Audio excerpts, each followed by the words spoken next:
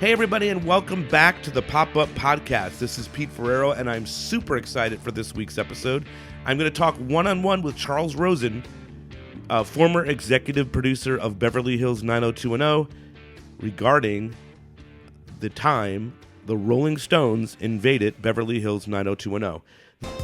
So I'm so excited to have Charles Rosin here on the Pop-Up Podcast. Thank you so much for doing this. I'm a 90210 super fan and a Rolling Stones super fan, so it was almost like you guys made this episode specifically for me. Right off the bat, just to confirm, that's not true. You didn't make this. You weren't like, there's this kid in Jersey we're making this episode for, right? I have to be truthful. Of the 144 episodes that I produced, this is the one I made for me. There you go. That's awesome. And my friend Larry Mullen, who wrote it and who played the roadie, and we'll be talking. You'll hear his name throughout our conversation. Oh, that's pretty cool. So you're a Rolling Stones fan growing up. I mean, I'm sure it's a big thing to you. For me, I started in '81, so I'm a Tattoo You era kid. I gather you're probably go a little bit before 1981. So what's your history of being a Stones fan?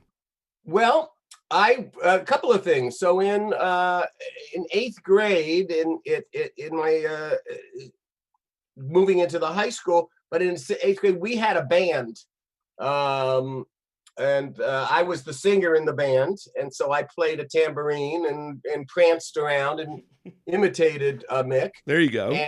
And one of our big songs, we only knew about 7 songs, but the Last Time was the one that was my favorite Rolling Stone song for a long, long time. And moving into, I actually saw the Rolling Stones 4 different times in 4 different venues before we hooked up with them in Pasadena during the Voodoo Lounge tour. I'll go through them if you want. Yeah, definitely. What were the 4 shows? I mean, is this like the Mick Taylor early 70s period, or is it Ronnie? Oh, I'm an old guy, Peter. So the first one was at the Hollywood Bowl in 1966. Ooh, that's awesome. Brian Jones. That's right. And I was a member. I was a baseball player all through these years in high school, and so it was our Beverly Hills All-Star Pony League that went as a group because our starting catcher's father was the general manager of the Hollywood Bowl. Oh, very cool. So we sat in the first row. Wow. Rolling Stones front row. Yeah. The Hollywood Bowl has boxes, and so we had those center boxes.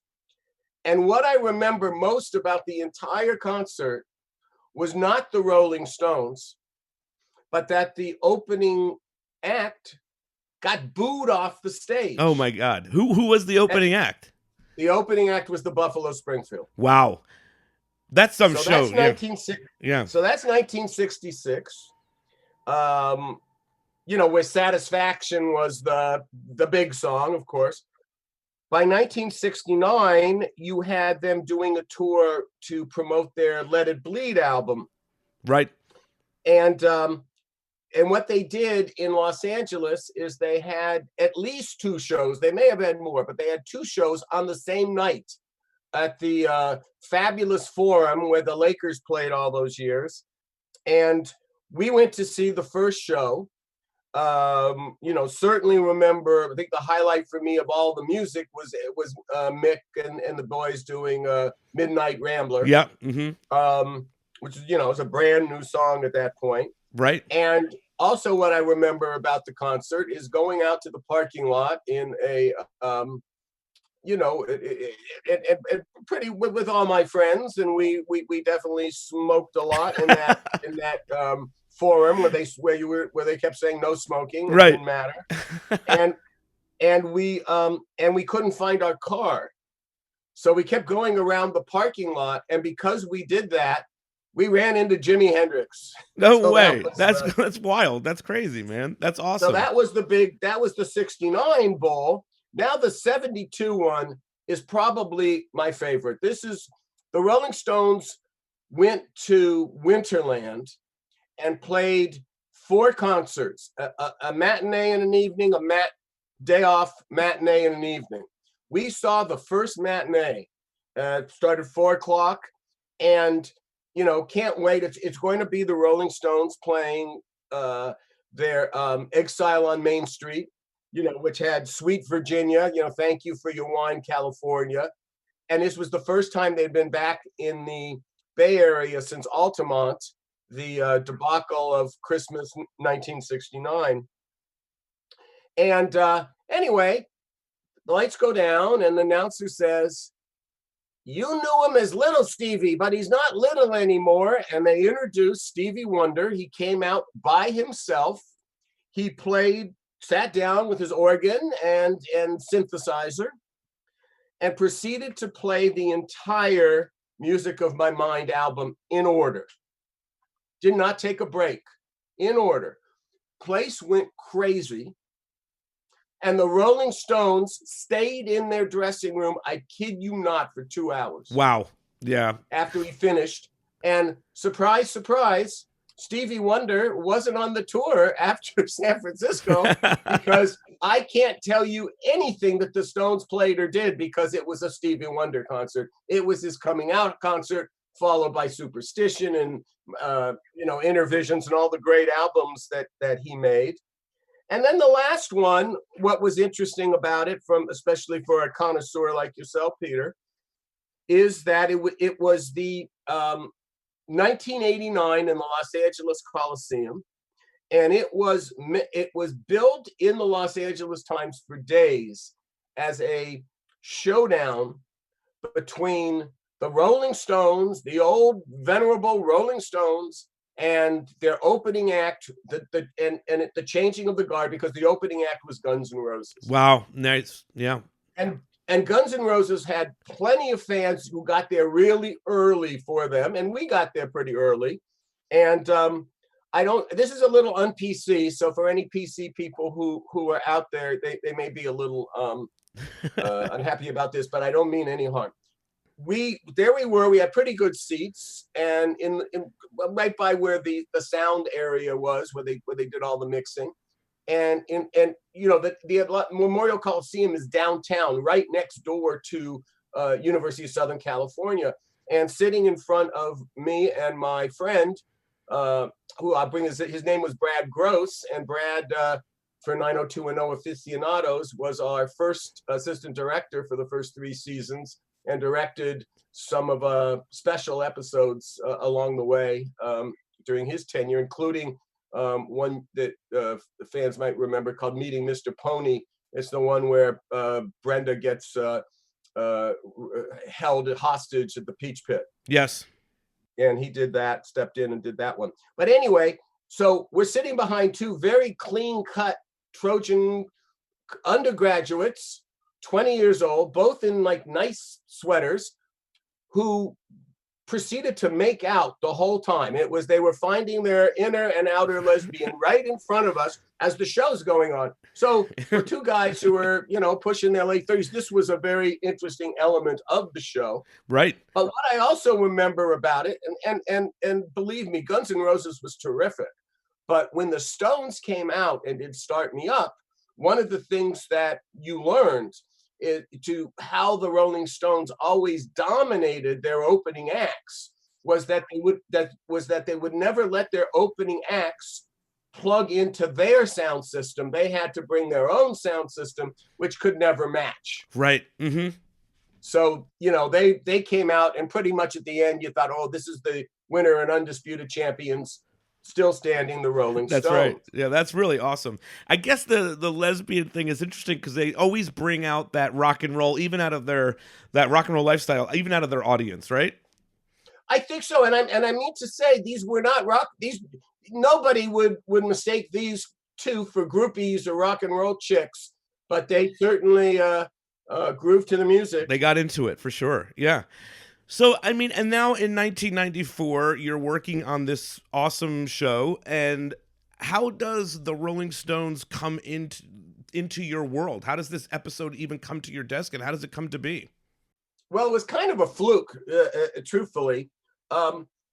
We had an annual meeting in 90210 that started really, I think, during our third season, our last high school year, and then transitioning to college. And what this was it was a meeting with me and a vice president, corporate vice president at Fox, who was in charge of sales, so that I could tell him the various areas that we are considering doing that might give him agita, that might make it hard on the sales department. And of course, these annual meetings came out of our battles over teenage sexuality, where after the first season, the independent standards and practices department became a division of the sales department. And we never, and in the second season that we had with some of our episodes, the condom episode, sure, and a few others, we there was a lot of battles about what especially over teenage sexuality. So these meetings were done to kind of head off the acrimony that seemed to be baked into the cake. Right. So I'm sitting in David Grant's office when he gets called to confirm that the Rolling Stones have accepted the Fox Broadcasting Company as one of the sponsors of the Voodoo Lounge tour. And I said, because Fox was starting their own attempt to do an internet thing, an AOL. They were doing their Fox One, their chat rooms, their MySpace. I don't know what it was. Yeah, but they were starting it, and I immediately in that room with David Grant said that we're connected to him prime time. We're working with them. It's our gig. We would have never got it, because the truth is that whenever the Simpsons wanted to do anything, the Simpsons got to do it. They're first. So we would have not been able to, or we would have been after the fact. Let me put it that way a little bit. So from that moment, I said, put us in touch with the Rolling Stones. And that's what started an incredible odyssey, a very difficult shoot for reasons that you would suspect and maybe not suspect. Okay, so you just happened to be in the room at that time, which is, the perfect timing almost. Is that Stones fan and you like, I've got to make this happen, and we've got to make, we're on this now? Absolutely. I told David it's ours. He can't give that. There's no, I don't care. If Darren Star calls, tell him, nope, Melrose Place can't have him, or whoever else was going on at the time. This was the first year of the X-Files, so they wouldn't have wanted him. But we certainly were all over it, and it was a question of, how it could fit in. That's what I was going to ask you. So this is not something that you're it's not even in the plan of what you were talking about initially, and now it kind of shows up in your world. What are some of the ideas that start coming up about what can we do with the Rolling Stones on Beverly Hills 90210? Well, the first set of concerns are where we're going to film it. Mm-hmm. And we really had two choices. We had the Rolling Stones played a couple of nights in an outdoor arena where the Chargers used to play football in San Diego, and then they did 2 nights in the Rose Bowl. And I forget why we wanted San Diego more. I think it had to do with just our own scheduling in terms of having it be that came a little earlier, so we could set up the episode a little earlier, et cetera, et cetera. Right. But what we knew is that we could not, the main shooting crew could not shoot the concert. We had to get another kind of special unit to shoot the concert. And I knew somebody who was very big in the music world then in terms of shooting music videos. He had won awards for one, a particular. You remember there was a Aerosmith shot Janie Got Her Gun, yes, and Marty Callner shot that, and he was a personal friend. Our friendship almost ended because he he was not prepared to give me a break that I needed to be able to fit this into my pattern budget.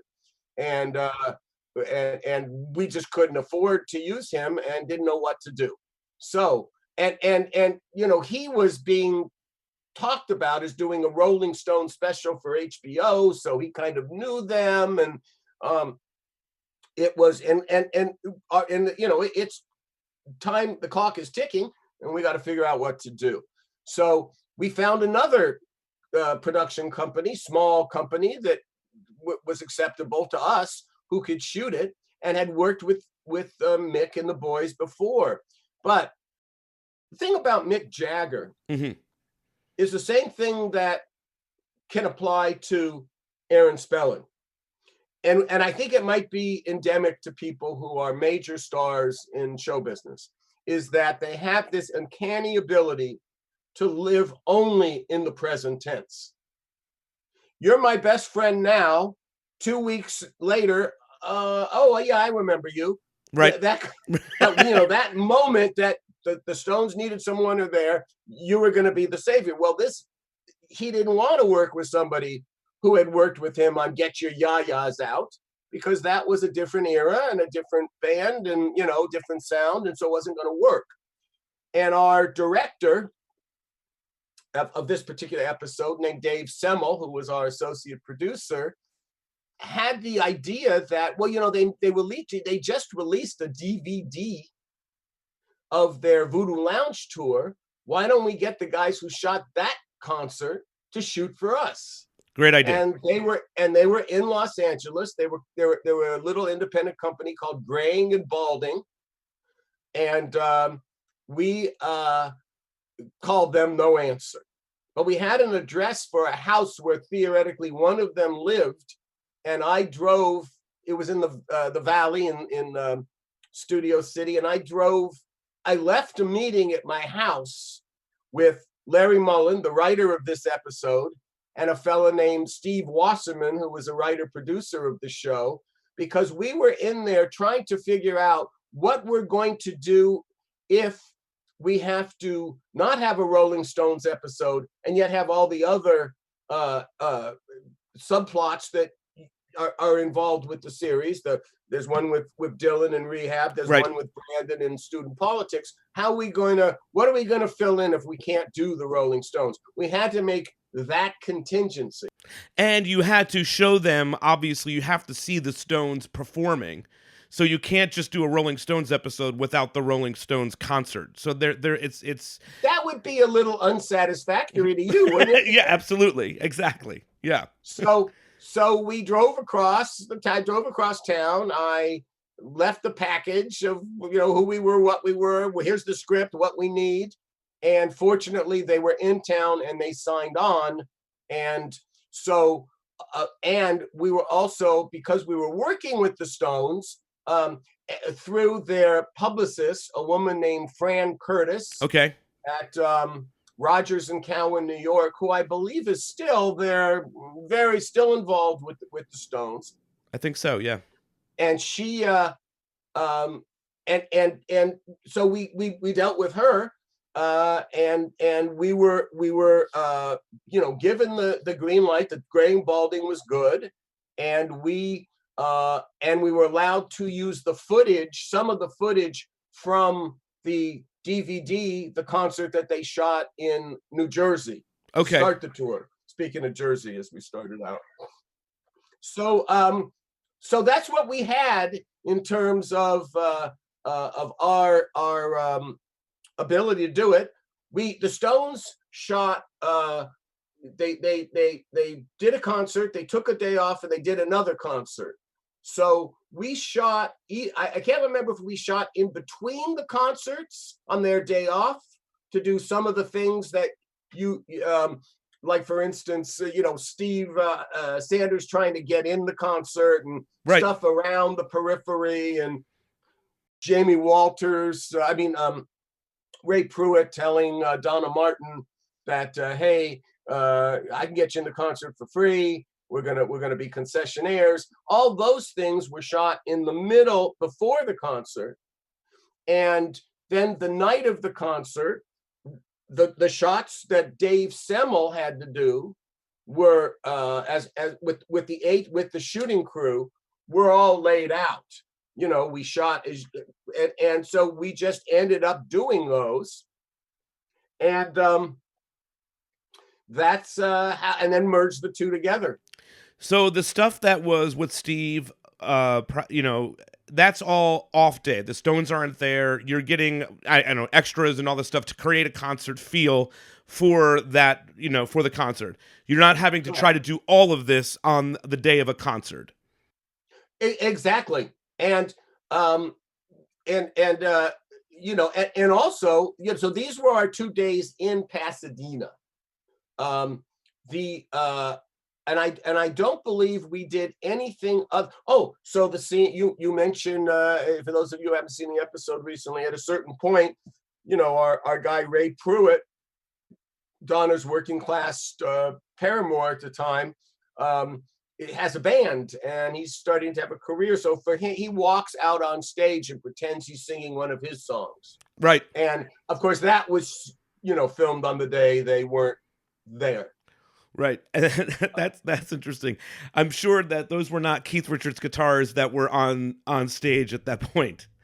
No, I'm sure they came out of the Beverly Hills 90210 prop truck. Right. But in terms of like the songs that you selected, like Jim's playing "You Got Me Rocking" at the top of the episode, and then "It's Only Rock and Roll" plays. Are you able to pick the songs that you guys want to use for the episode, or is it a back and forth with the Stones? Like, no, we would prefer you to use all of the new album stuff, or this one's okay, that one's not okay, or do you kind of have carte blanche with what you want to do? Oh, it was worse than you could ever imagine. The guy who, there was a period of time, and I can't tell you exactly when in the Stones chronology, but that they sold their catalog to a fella named Prince Rupert.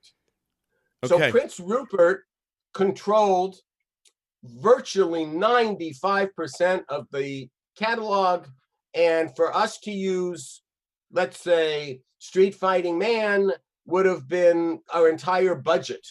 Wow. Onto it. So it wasn't going to work. But fortunately, if you think about the Voodoo Lounge tour, the Voodoo Lounge tour started off with Bo Diddley singing Not Fade Away. Right. Well, Rupert didn't own Not Fade Away. And for some quirky reason, don't ask me why, he didn't own It's Only Rock and Roll. Oh, that is weird.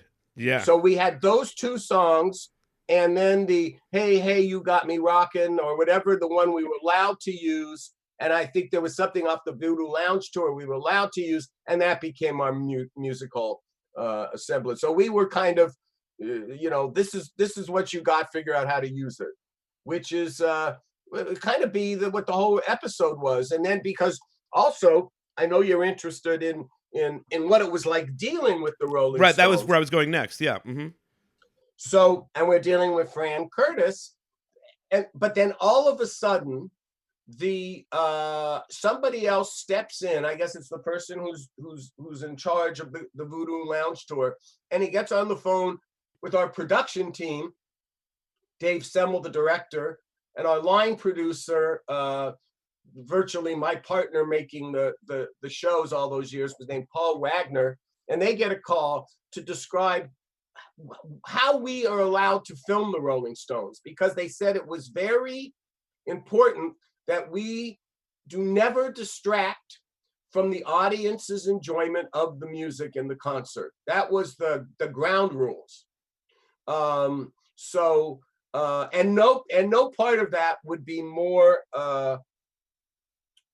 followed and adhered to than obviously when they're singing on stage. Right. What we were told, what at that point in time, before you had all this Photoshop and the different things in the digital world, my thing was, if you're going to go on location, the reason to go on location is so you can say, we were here. We were in Pasadena with the Rolling Stones, or we did an episode. We went out of town up to San Francisco. We were in San Francisco. There's the view. We're on the cable cars. No matter where it was when we went out of town, that you knew we weren't faking it in a back lot. because sometimes we had to fake it in the back lot. Totally. Hello, Paris. And the first time Brenda and Dylan went to Mexico, they went to Malibu. Right. So, so sometimes you had to do that, but other times you wanted to be there. So the important part was that Brandon and Andrea come late to the concert because of Brandon's story with school politics. They come late, right in time to see the Rolling Stones. And they get right up into the front because we had established in the plot point that James, his father, Brandon's father, Jim Walsh, did something with marketing and could get them into the VIP area up in the front.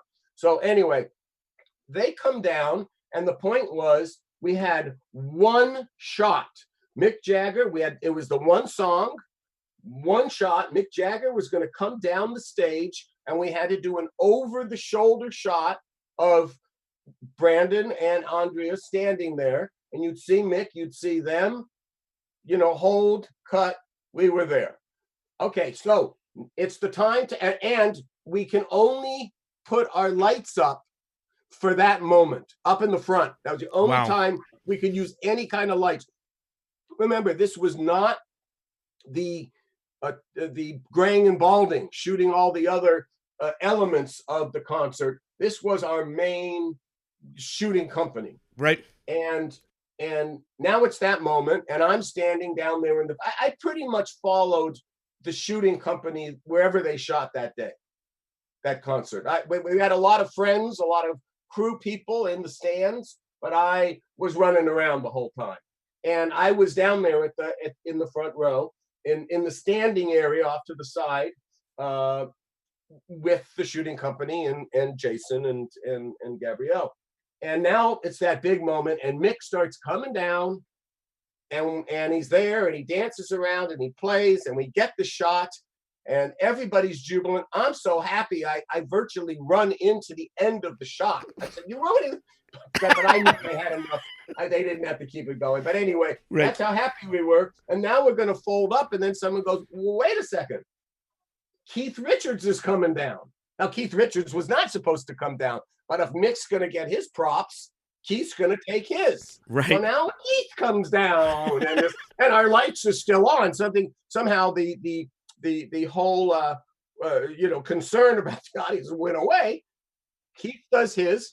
He comes back to center stage. Okay, let's close this thing up. Wait a second, Mick's coming back. Right. And he came down again, to perform almost right in front of us. And that's cool. That was that. And now they are done for that song. And, the cast itself, most of them didn't give a rat's ass. Right. It was the Rolling Stones. Right. But Jason Priestley's girlfriend at the time was the actress Christine Elise, who played Emily Valentine. And she knew the music. She liked the music. And she and I, so as our crew were packing up and leaving, she and I stayed there and watched the whole show. Oh, that's awesome. We watched the next song, and now the next song is coming, and all of a sudden Jason comes back and says, "Christine, let's go, I'm tired." And they leave, and I'm alone watching the Rolling Stones from about 10 yards away. That's awesome. It was an awesome time. And and the truth is, Peter, after you have an experience like that, I've never seen them since. Oh, because nothing's going to top it. You know what I mean? You saw them in an environment that nothing could ever top that thing of seeing Mick that close and having to get the shot in a 3-minute song or whatever it was, and even milliseconds of when him decided that he was going to show up down there. Exactly. So it was really a highlight thing. Now, here's the funny part. This was their domestic tour of the Voodoo Lounge tour. And it was nearing the end of the tour. It started on the East Coast. Now it's fall. You're in the West Coast. I think after Pasadena, they went up to Oakland, maybe Seattle, and that was it. Right. I get a call. Fran Curtis calls me and says, "So what we'd like from you now is to know when we're planning our international tour. We're about to start our international tour. and we want to know when this episode is going to air around the world. And I said, I have no idea. Right. Because, how it was is that in the first season, we had very few countries by the and territories, actually by the privilege of airing Aaron Spelling's latest Right. high school show, first high school show since Mod Squad. And so all we got was really Canada, Australia, and England. I think maybe another country here and there. But once we became that international hit, or there was some interest there, they all jumped on. And then the countries where we were the biggest fans, they came even after that, which was Italy and Spain. The three countries in the world we were biggest fans was Italy, Spain, and Israel. They were our best four, and then we had fans everywhere else, of course, me, but those three were where the rabid fans were. So I had to say to Fran Curtis, I have no idea, because it varies from country to country. Silent on the phone, silence, because that's the one question she didn't ask me the whole time we were planning it. Had she asked me, I don't know if we would have ever gotten the right, they would have correct backed out. Right, yeah, because it would only been in one area of the that's right. If it isn't good for Mick and the Rolling Stones, we ain't doing it. Now the stuff with Claire and David doing all of the trolling, which is I think the first time there was the trolling on television, trolling the message boards and all that stuff. I guess my question is, did the Stones see that? Do they read the script? Do they say, oh, we don't want these age jokes in here? Or are they okay with it because they're trying to appeal to this younger audience? I would imagine that it's a little, that question, good question. It's a little vague in my mind all these years later, right. But they would have asked for the script. We would have shown them the script. Sure. And I would have made any changes they would have asked. And I don't believe they asked those. They asked any changes on that. I'm not sure. I mean, Fran Curtis may have read them, but I'm not sure anybody else in the organization did. But I want to just remind, before we go on to Jamie, I just want to remind you about the using the internet and chat rooms and things. Well, that was pretty brand new. And remember, Fox was launching theirs. Right. So that was one of the reasons that we wanted to take advantage of that. And we, in our fifth season, we started to, you needed to have episodes that could be standalone episodes with a beginning, middle, and end that all of our serialized stories could float into. That was what was preferred. Otherwise, all the serialized stuff starts to get lost, and you just have none of the shows are really distinctive. What happens to the characters in that might make it distinctive, but there's no specific story that lights it up. Right. And so the Stones fit into that. We did one later. We spoofed The Real World. Yes, I remember that. Same thing. So we tried to stay attuned to what was going on in, the pop culture all around us. It's particularly Larry Mullen, who wrote this script and played the roadie. Right. He wrote this script with me. He kept saying, put your name on this with me. And I did that a lot, but I didn't do it on this one.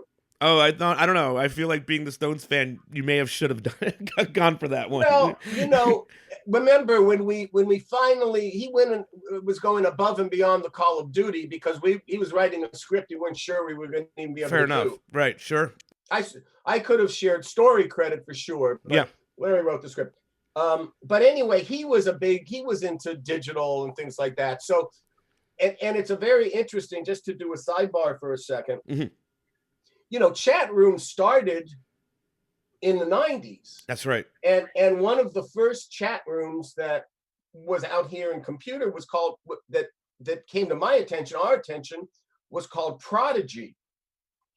So there we are in our first season, and near the end, now we're becoming this kind of, the America's finding us, and it's, we're moving to becoming a real hit and pretty solid show.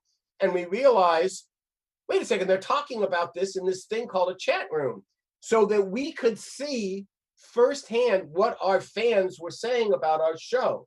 And we used that to our advantage, negotiating with the network until they caught on hey, there's a chat room about you. Yeah, we did. So chat rooms have always factored into the 90210 experience. And there's even episodes later on where they drop I think actually the very next episode they're back into the chat room, and they're talking about the house party and all that stuff. Right. So you guys were totally on board with, and even as the season shows moved on, as different technology formed, you guys were definitely always at the forefront of using that technology for certain. Correct. Now I'm going to tell you something that's going to blow your mind, because you're talking about, you said the next episode, and for fans of the show, and I presume a couple of them will be listening, they'll know that the episode that came after was one of the iconic episodes we did in the 5th year. That was the fire episode. Right. Both the fire episode and the Rolling Stones episode were part of something we had called double ups, where we filmed 2 episodes at the same time. Wow. Filmed them, edited them, and prepped them at the same time. Wow, those are 2 big episodes to have to focus. Well, you got it, and that's because in those days, the networks had, and the station groups had a particular interest in the ratings in the months of November, February, and May. Those were called sweep months, the sweeps, and what your ratings were in that month affected not the network so much, but affected what the local stations could charge based on the viewership in that period of time. So there was a lot of special kind of stunt casting and special episodes in this, and so the Stones fell into that, as did, of course, the fire episode. Right.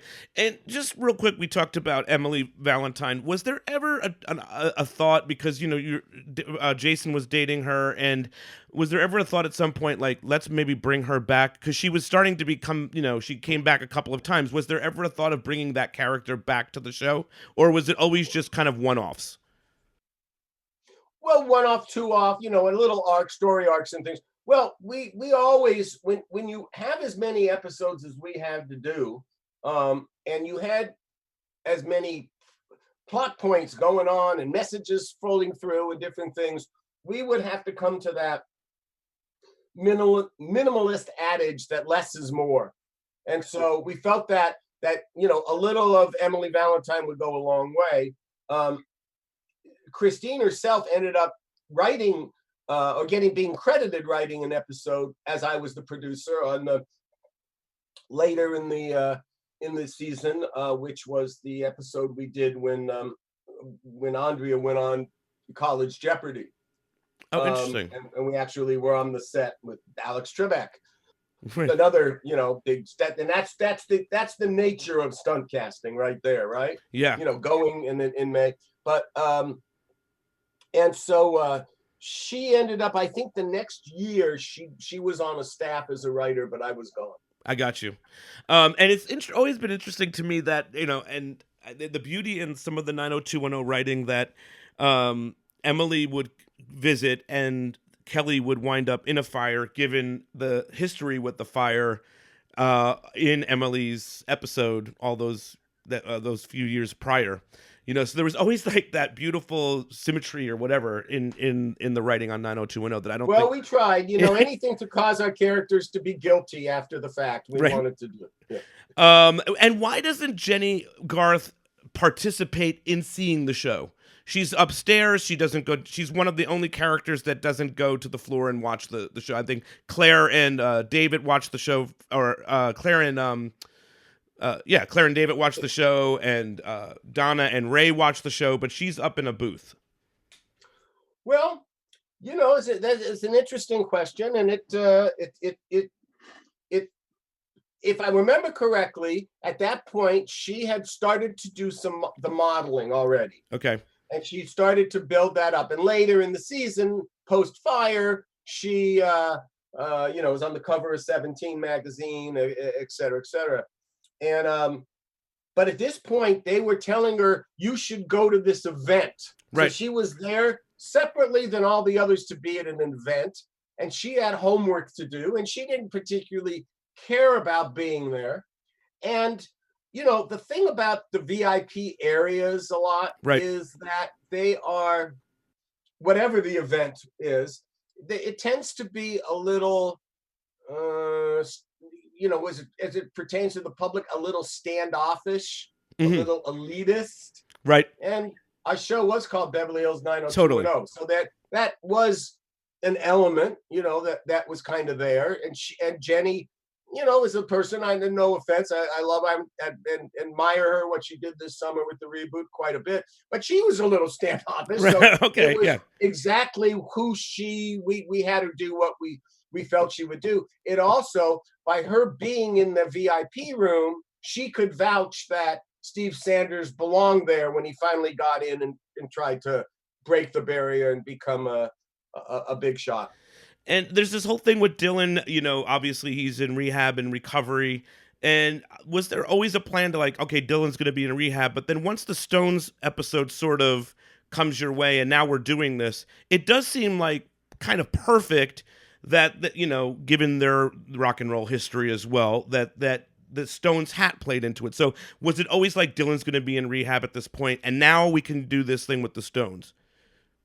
Well, we were developing them concurrently. You know, the thing that when I would be interviewed at the time, no matter who I was talking to, it was whether it was Entertainment Weekly or a local newspaper, whatever it would be, I would just keep reminding people, you know, we're just kind of making this up as we go along. And right. That was the case here. And we knew it was a good fit. We knew it was about the right time. And that's why we went to such lengths to keep it all intact one of the reasons to keep it all intact when we realized that we may not have any way to actually have a company to film the Stones. Right.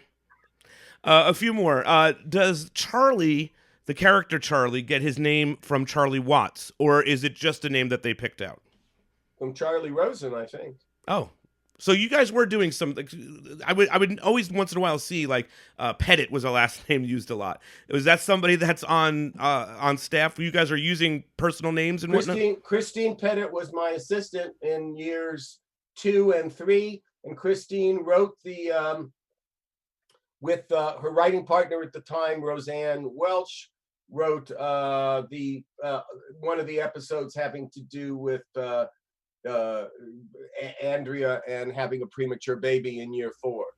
There's even a line in one of the episodes where someone says this is Pettit's little brother too. So you guys were using her name. Oh, of course. I love that. I love it. Names.